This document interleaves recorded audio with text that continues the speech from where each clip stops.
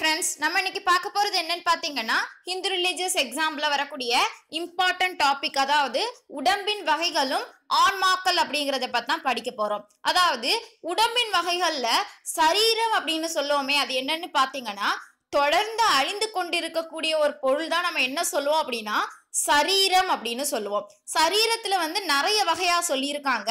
முதல்ல பாருங்க, தத்துவங்களுள் மாயையானது உயிருடைய காரண சரீரம் அப்படின்னு சொல்லியிருக்காங்க. தத்துவங்களே மாயானது என்னதுன்னு கேட்டா காரண சரீரம். அதே மாதிரி கஞ்சுக சரீரம் அப்படின்னு என்னன்னு பாத்தீங்கன்னா காலம், நியதி, கலை, வித்தை, அராகம் அப்படிங்கிற 5 தொகுதியை தான் நம்ம என்ன சொல்லுவோம் அப்படின்னா கஞ்சுக சரீரம் அப்படின்னு சொல்லுவோம். அதாவது தொடர்ந்து அழிந்து கொண்டிருக்கக்கூடிய, அதாவது நம்ம உடம்ப கூட எடுத்துக்கிட்டோம் அப்படின்னா நம்ம பிறப்பு, அதாவது ஒரு சின்ன இதுல இருந்து வந்துதான் நம்ம என்ன செய்யறோம் அப்படின்னா ஒரு சின்ன விழுதுதான் என்ன ஆகுது, ஆலமரம் ஆகுது. அதே மாதிரிதான் நம்ம ஒரு சின்ன விஷயத்துல இருந்து வந்து நம்ம உடல்களும் சரி என்னதான் இருக்குன்னா அழிந்து கொண்டேதான் இருக்கும் அப்படின்னு சொல்றதுதான் இந்த உடம்பினுடைய வகைகள். அதாவது அதுல கஞ்சுக சரீரம் அப்படின்னா காலம், நியதி, கலை, வித்தை, அராகம் அப்படிங்கிற 5 தொகுதிகளையும் கொண்டது. குணசரீரம், குணசரீரம் அப்படின்னு எதை சொல்லுவோம்னு பாத்தீங்கன்னா மூல பிரகிருத்திலேயே 3 குணங்கள்லையும் எது விளங்கி நிற்குதோ அந்த நிலையை தான் நம்ம என்ன சொல்லுவோம் அப்படின்னா குணசரீரம் அப்படின்னு சொல்லுவோம். முக்குணங்கள்ல நினைந்திருக்கிறத.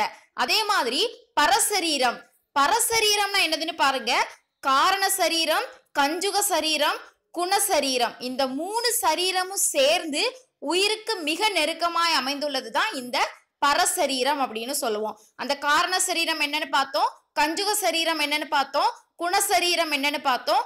அந்த 3 சேர்ந்து நிக்கிறதா என்ன சொல்லுவோம் அப்படின்னா பரசரீரம் அப்படின்னு சொல்லுவோம்.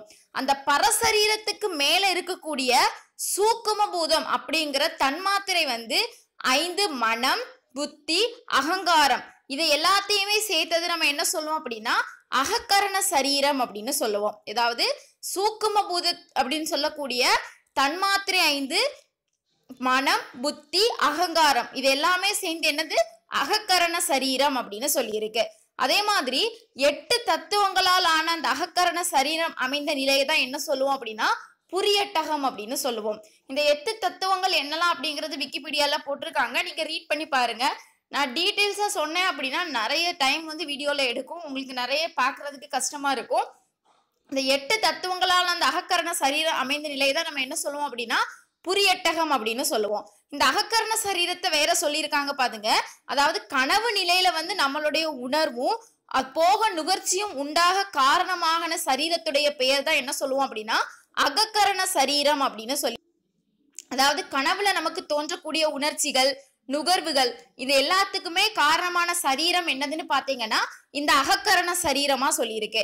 அதே மாதிரி ஆயுளுடைய முடிவுல நம்ம இறந்த பிறகு நம்மளுடைய உயிர் நம்மளை விட்டு பிரிஞ்சதுக்கு அப்புறம் உடலை எடுக்கிறதுக்கு காரணமான சரீரத்தை என்ன சொல்லுவாங்க அப்படின்னா அகக்கரண சரீரம் அப்படின்னா சொல்லுவாங்க.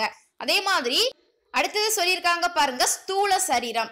ஸ்தூல சரீரம் அப்படிங்கிறது பூத உடலை குறிக்கக்கூடியதை நம்ம என்ன சொல்லுவோம் அப்படின்னா ஸ்தூல சரீரம் அப்படின்னு சொல்லுவோம். ஸ்தூலம் அப்படின்னா என்னதுன்னு பாத்தீங்கன்னா அர்த்தம் அப்படிங்கிறது பொருள். அதாவது சரீரம் அப்படின்னா பார்த்தோம் அழிந்து கொண்டிருப்பது அப்படிங்கறதான் சரீரம் அப்படின்னு சொல்லுவோம்.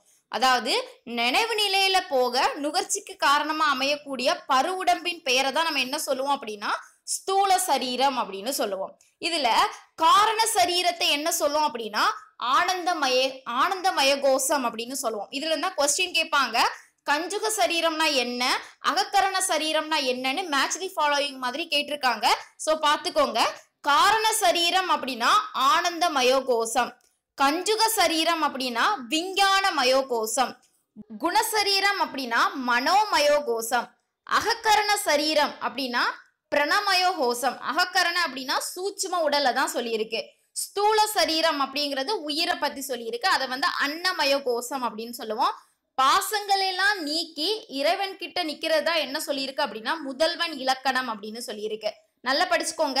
காரண சரீரம்னா ஆனந்தமய கோஷம், கஞ்சுக சரீரம்னா விஞ்ஞானமய கோஷம், குணசரீரம் அப்படின்னா மனோமய கோஷம், அகக்கரண சரீரம் அப்படின்னா பிராணமய கோஷம், ஸ்தூல சரீரம் அப்படின்னா அன்னமய கோஷம். அதாவது பாசங்களை எல்லாம் நீக்கி, பாசங்கள் அப்படின்னு நம்ம பார்த்தோம்ல என்னதெல்லாம் வரும், ஆணவம், கண்மம், மாயை, இதெல்லாம் நீக்கி இறைவனிடம் நிச்சலதான் நம்ம என்ன சொல்லுவோம் அப்படின்னா முதல்வன் இலக்கணம் அப்படின்னு சொல்லுவோம். அதே மாதிரி பாசங்கள்ல வந்து கற்றுண்டு நிற்றலை தான் நம்ம என்ன சொல்லுவோம் அப்படின்னா உயிர்களின் இலக்கணம் சொல்லியிருக்கு. அதாவது பாசங்களை நம்ம கிட்ட இருந்து நீக்கி நிற்றலை வந்து முதல்வன் இலக்கணம் சொல்லியிருக்கு. பாசங்கள்ல கற்றுண்டு நிற்றலை வந்து உயிர்களுடைய இலக்கணமா சொல்லியிருக்கு. இதை பத்தி அதாவது நம்ம எந்த சப்ஜெக்ட் படிச்சாலுமே அதை பத்தி சில ஆசிரியர்கள் வந்து அவங்களுடைய குறிப்புகளை வந்து சொல்லியிருப்பாங்க. அதையும் படிச்சுக்கோங்க. அதான் கேட்பாங்க, யார் சொன்னாங்க, அது எதுல இடம்பெறும் அப்படின்னு கேட்பாங்க. சோ அதே மாதிரி இந்த உடம்பின் வகைகளை பத்தி நம்பியாரூரார் அப்படின்னு சொல்லக்கூடிய சுந்தரர் சொல்லியிருக்காரு. மீளா அடிமை உனக்கே அப்படின்னு என்றுரைத்தவர் யாருன்னு கேட்டா இந்த நம்பியாரூரார் அப்படிங்கிற சுந்தரர் தான். அதே மாதிரி தாயுமானவரும் சொல்லியிருக்காரு பாருங்க, என்று நீ அன்று நான் உன் அடிமை அல்லவோ அப்படின்னு சொன்னவர் யாருன்னு கேட்டா தாயுமானவர். இதே பார்த்து வச்சுக்கோங்க. எந்த சப்ஜெக்ட் படிச்சாலும் அதுல உள்ள ஒவ்வொரு கூற்றையும் யாரு சொன்னாங்க, அதுல இடம்பெறுவது எப்போ எதுல அப்படிங்கிறத படிச்சு வச்சீங்க அப்படின்னா ஈஸியா அட்டன் பண்ணலாம். இனி ஆன்மாக்கள் அப்படின்னா பார்ப்போம். ஆன்மாக்களை பொறுத்தளவுல உயிர்களுடைய தோற்றத்தை வந்து 4 வகையாகவும் பிறப்புகளை வந்து 7 வகையாகவும் உருவ வேற்றுமை மொத்தம் 84 லட்சம் அப்படின்னு சொல்லியிருக்காங்க.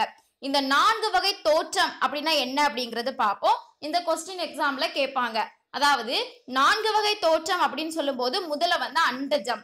அண்டம் அப்படின்னா அதாவது முட்டையில இருந்து வரக்கூடியதுதான் நம்ம என்ன சொல்லுவோம் அப்படின்னா அண்டஜம் அப்படின்னு சொல்லுவோம். இப்ப பறவையா இருக்கட்டும், ஊர்வனைகள் எல்லாமே என்ன செய்யும் அப்படின்னா முட்டையில இருந்து வர்றதுதான். அப்போ அது வந்து அண்டஜம் வகையில சாரும். ஸ்வேதஜம் அப்படின்னா வேர்வைனால தோன்றக்கூடிய பேன், கிருமிகள். நம்ம தலையில இருக்கக்கூடிய பேன்லாம் எதனால வருது அப்படின்னா வியர்வைனால வருது. கிருமிகள் எல்லாமே ஸ்வேதஜம் அப்படின்னு சொல்லியிருக்கு. உத்பிஜம். உத்பிஜம் அப்படின்னா என்னன்னு பாத்தீங்கன்னா வித்து, வேர், கொடி, கிழங்கிலிருந்து தோன்றுவதுதான் இந்த உத்பிஜம். அந்த உத்பிஜம்க்கு எக்ஸாம்பிள் பாத்தீங்கன்னா தாவரங்கள். இப்ப தாவரங்கள் எல்லாமே எதுல இருந்து தான் வரும்? கொடிகள்ல இருந்து தானே வரும். சோ அதை வந்து உத்பிஜம் அப்படின்னு சொல்லியிருக்கு. 4வது இருக்கிறது சராயுஜம்.